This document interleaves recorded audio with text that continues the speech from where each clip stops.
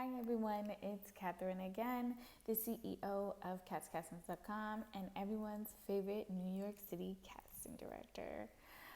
So today we're going to be talking about how to pick a pageant to compete in.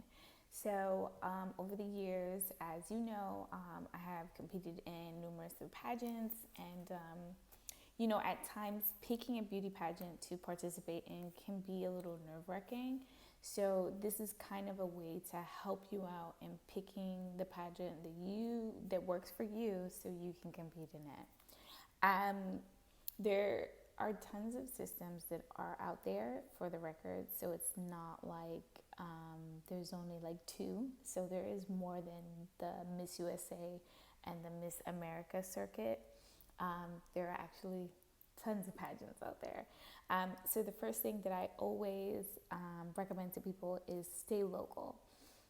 Compete in a local pageant. It doesn't necessarily have to be a really big pageant. So it doesn't have to be a local pageant per se, like Miss Miss Bronx America. You don't have to compete in the American circuit. You can compete in different pageants. Like they do have a Mrs. Bronx where you just compete and it's not really connected to any other system. It's just its own little pageant system that's there. I would try to stick to those because sometimes they can cater to you more.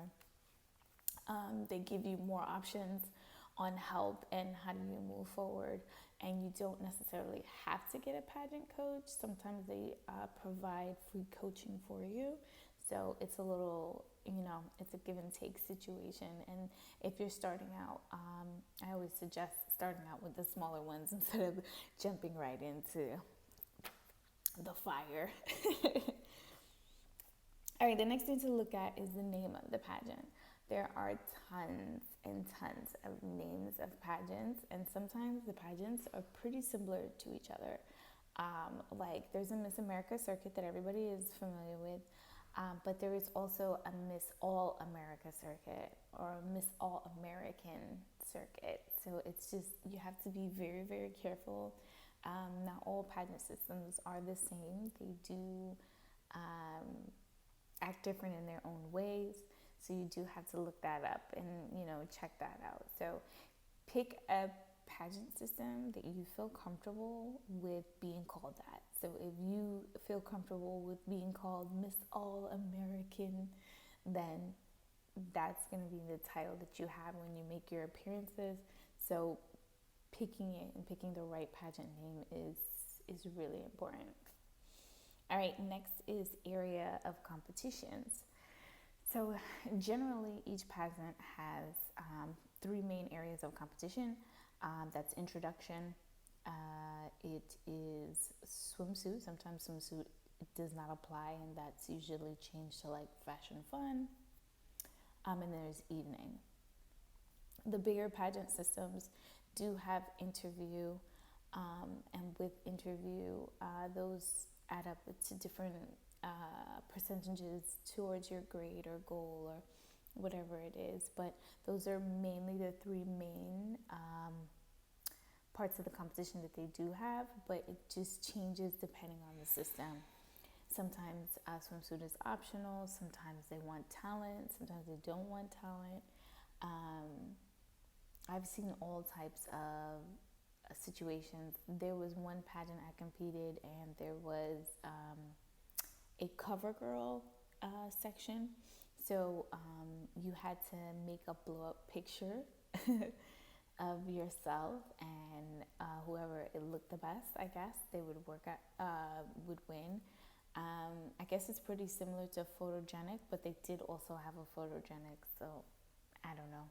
And it just, like I said, it really depends on what system it is and how it operates and what they're really looking for that particular section of the pageant. All right, another part to look out is an important part. It's rules and regulations. So in most female beauty pageants, they still are very strict about who they want in their pageants and what somewhat, I guess, origin. I don't know how to say that. Okay. So some pageants still are very strict, and they will tell you up front that they want naturally born women. So you would have to be born a woman to compete in those systems. There are pageants out there that do accept transgender women, but unfortunately, a lot of the pageant systems still are sticking with natural born women. Um, I don't know. I'm not going to comment on it, but I am going to say that it's important that you look at those rules, because you don't want to compete and you don't want to be put in a situation where you're getting decrowned because you signed a contract and you're going against that contract. So it's very important to make sure that those, you see what the rules are and you go from there.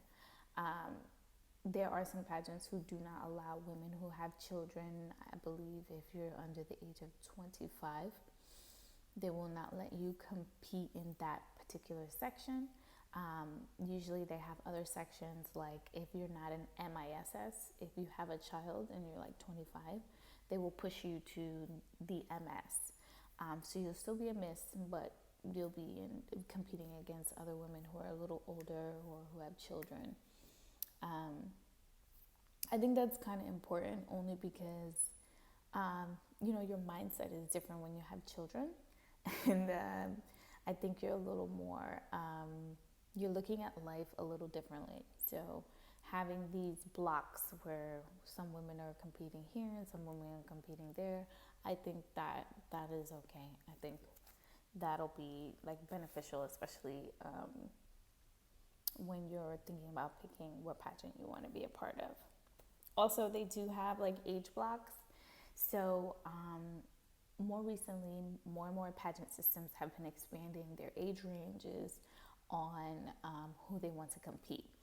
The top name brand pageant circuits, unfortunately, only have a minimum block of 18 to 24 or 25.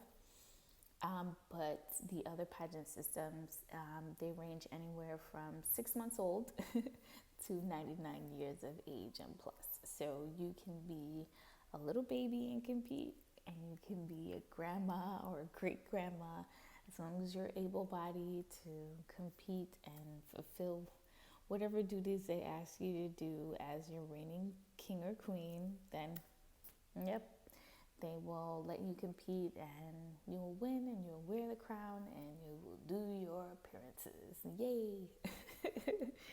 So you do have to keep in mind and keep an eye out for that, because they don't want you, for instance, they don't want somebody who's 45 competing against somebody who's 10. That doesn't make sense. So this is the reason why they have those blocks organized in a certain way. So just keep a lookout on how they have everything blocked off. And then when you're applying, you just apply according to what age range that they're looking for. Okay, one of my favorite things to talk about is novelty pageants. So a lot of what's called glitz pageants. Glitz is like the toddler and tiara pageants that you guys see on TV. Those are glitz, glam, a lot of dress up, a lot of stage props. So it's more of like a theatrical show when competing in those circuits, but they call those glitz. So during glitz pageants, normally they have different themes.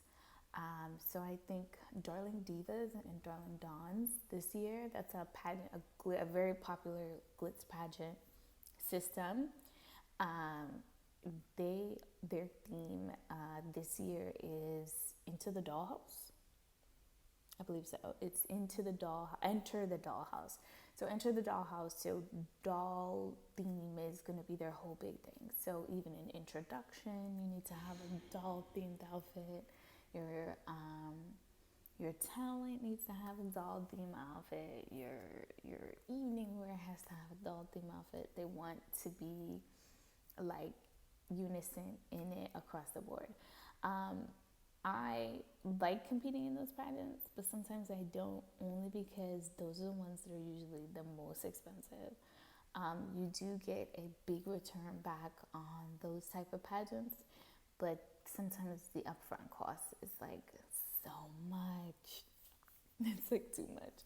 Those are the ones that like you have the teeth, like you add in the teeth, you can put on extra hair, you can, even the kids wear makeup. It's sometimes it can get really expensive.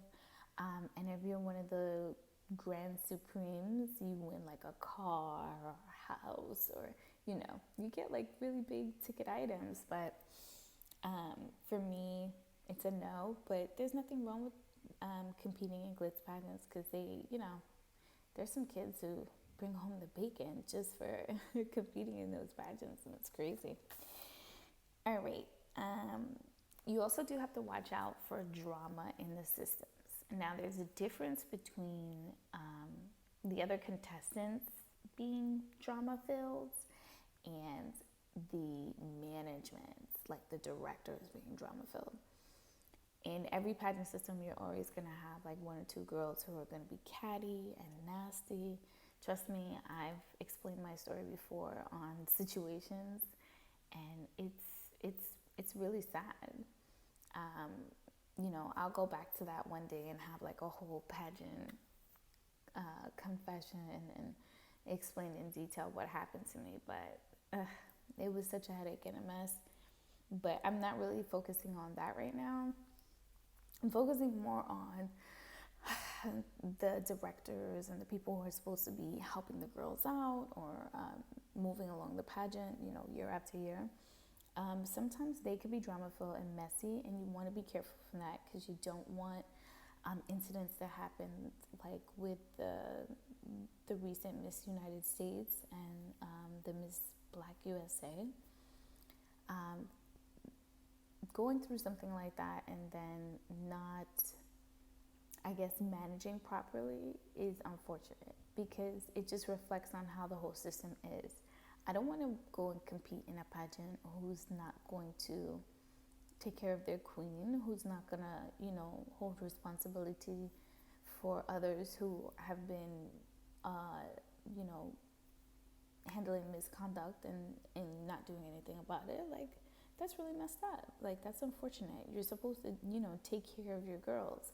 And if you don't do that, like, I don't think that it's a good decision for anyone to compete in them. But, you're going to make your own decision. And, it is what it is. You can check out what happened to those girls. It's really sad. But it's unfortunate